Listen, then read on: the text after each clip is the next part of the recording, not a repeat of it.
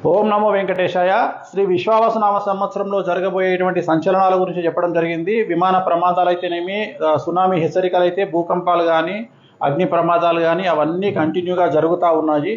ఇప్పుడు ప్రస్తుతము సింహరాశిలో కుజ కేతువుల కలయిక అనేటువంటిది కొన్ని రాశులకు అలాగే ప్రకృతిపరమైనటువంటి వైపరీత్యాలకు కారణభూతంగానుంది. సెప్టెంబర్ 2025 1వ తేదీ వరకు, అంటే సుమారు 100 రోజుల పాటు సమస్యలు ఏర్పడే అవకాశం ఉంది. మరీ ముఖ్యంగా సమస్యలు ఏర్పడబోతున్నటువంటి రాశులను కనుక తీసుకున్నట్లయితే ముఖ్యంగా సింహరాశిలో ఏర్పడుతుంది. 1వ స్థానంలో కుజ కేతుల కలయిక. సింహరాశి, కన్యారాశి, మకర రాశి, మీనరాశి, వృషభ రాశి.